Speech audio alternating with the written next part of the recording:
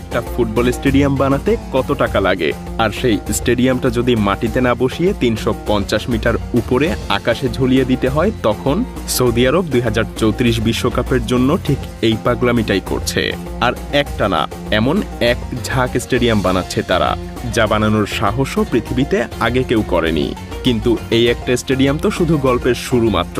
২০৩৪ সালে ফিফা বিশ্বকাপের জন্য সৌদি আরব বানাচ্ছে এক ঝাঁক স্টেডিয়াম, আর পুরোটার পেছনে ঢেলে দিচ্ছে $২০ বিলিয়ন বেশি।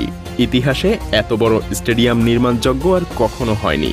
প্রশ্নটা এখানেই, একটা দেশ কেন এত টাকা, এত পরিশ্রম ঢালবে এমন কিছুর পেছনে যা বানানোর সাহস আগে কেউ করেনি? আসলে তারা কি শুধু স্টেডিয়াম বানাচ্ছে, নাকি এর পেছনে আছে অন্য কিছু? এই পুরো আয়োজনের মুকুট হবে রিয়াদের কিং সালমান ইন্টারন্যাশনাল স্টেডিয়াম। ৯২,০০০ দর্শকের এই দানবীয় স্থাপনাই হবে সৌদি আরবের সবচাইতে বড় স্টেডিয়াম, আর এখানেই বসবে বিশ্বকাপের উদ্বোধনী অনুষ্ঠান, আর সব উত্তেজনার শেষে ফাইনাল ম্যাচটাও।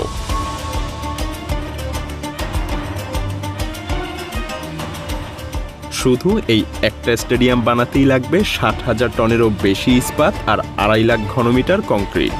এক টুকরো লোহানা, যেন আস্ত একটা লোহার পাহাড় মরুভূমির বুকে দাঁড় করিয়ে দেয়া। বাইরে থেকে দেখলে স্টেডিয়ামটার চেহারাটাও যেন একটা জাদু।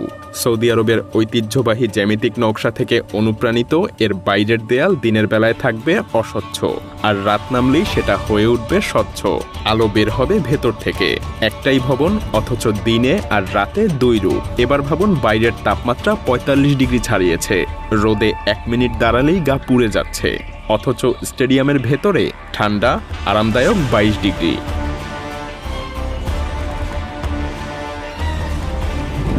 রিয়াদ থেকে একটু দূরে চলুন, কাদিয়ার পাহাড়ি অঞ্চলে। এখানে সৌদি আরব এমন একটা কাজ করেছে যা শুনলে যে কোনো ইঞ্জিনিয়ারের গায়ে কাঁটা দেবে।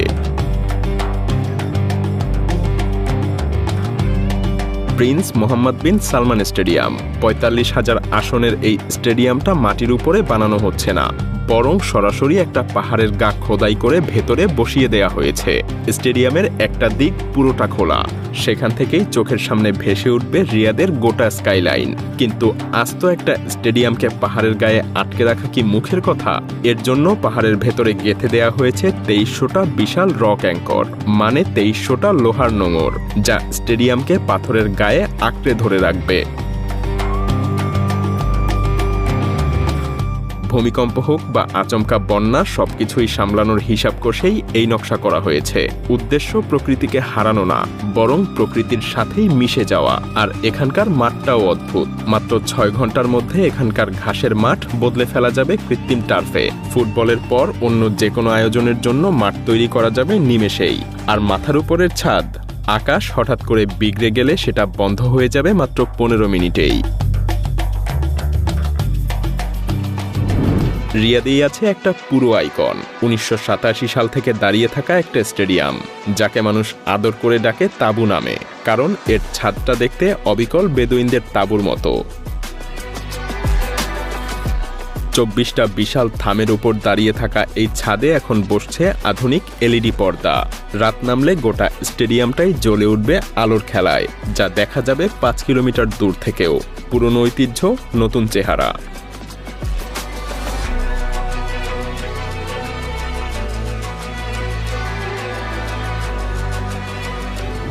আবার পূর্ব উপকূলে আলখোবারে উঠছে আরামকো স্টেডিয়াম, যার সামনের দেয়ালটা তৈরি ৪০,০০০ হালকা অ্যালুমিনিয়াম প্যানেল দিয়ে।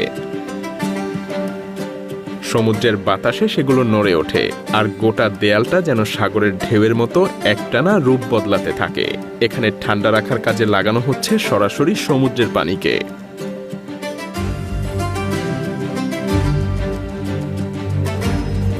আর সবচেয়ে অবাক করা জায়গাটা হলো আভা। এখানে কিং খালিদ ইউনিভার্সিটি স্টেডিয়াম দাঁড়াচ্ছে সমুদ্রপৃষ্ঠ থেকে ২২০০ মিটার উপরে, পাহাড়ের চূড়ায়। এত উঁচুতে বাতাসের চাপ কম, খেলোয়াড়দের শ্বাস নিতে কষ্ট হয়। তাই এখানে বসানো হচ্ছে বিশেষ এক বায়ুচাপ নিয়ন্ত্রণ ব্যবস্থা, যাতে মাঠে নামলে মনে না হয় যে আপনি মেঘের কাছাকাছি দাঁড়িয়ে আছেন। পাহাড়ের ঠান্ডা বাতাসকেও এরা কাজে লাগাচ্ছে স্টেডিয়ামকে ঠান্ডা করার জন্য। খেয়াল করেছেন ব্যাপারটা? সমুদ্র হোক, পাহাড় হোক, মরুভূমি হোক, সৌদি আরব প্রতিটা জায়গার প্রতিকূলতাকেই বানিয়ে ফেলছে হাতিয়ার। গরমকে দিয়ে বিদ্যুৎ, সমুদ্রকে দিয়ে ঠান্ডা, পাহাড়ের বাতাস দিয়ে শীতলতা, এই সব কিছুকেই ছাপিয়ে যায় যে স্টেডিয়ামটা, সেটার গল্প শুনলে মনে হবে মানুষ বুঝি স্বপ্ন দেখাটাকেও নতুন করে সংজ্ঞায়িত করে ফেলেছে।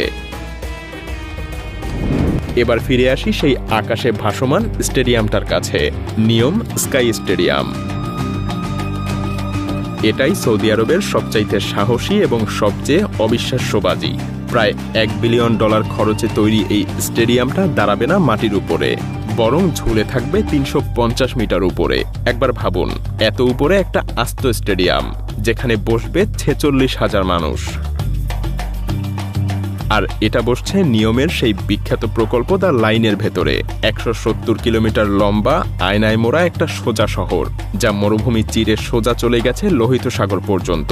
এখানে ম্যাচ দেখতে আসা মানে গাড়ি নিয়ে ঘন্টার পর ঘন্টা জ্যামে বসে থাকা না, দর্শকরা পৌঁছে যাবেন দ্রুত গতির বৈদ্যুতিক পড আর লিফটে চড়ে সোজা নিজের আসনে। স্টেডিয়ামের বাইরের দেয়ালটা আয়নার মতো, যা চারপাশের মরুভূমিকে প্রতিফলিত করে।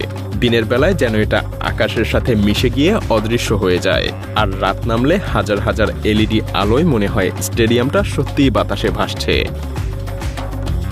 ভেতরের আসনগুলো সাজানো মৌচাকের মতো, যাতে প্রতিটা কোণ থেকে মাঠ পরিষ্কার দেখা যায়। আর শব্দ এমনভাবে তৈরি যে একজন দর্শকের একটা চিৎকারও গোটা স্টেডিয়ামে বজ্রের মতো গমগম করে ওঠে। আসলে সৌদি আরব শুধু স্টেডিয়াম বানাচ্ছে না, তারা তেলের যুগ ফুরিয়ে যাওয়ার আগেই কিনে নিচ্ছে একটা গোটা ভবিষ্যৎ, ফুটবল। যে খেলাটা আমাদের কাছে খালি পায়ে একটা বলের পিছে ছোটা, সেটাই এখানে হয়ে উঠেছে পৃথিবীর সবচাইতে দামি স্বপ্নের প্রতীক। কিন্তু প্রশ্নটা থেকেই যায়, এত ঝলমলে ভবিষ্যৎ কি সত্যিই ভবিষ্যৎ, নাকি শূন্যে ঝুলে থাকা এক দামি স্বপ্ন?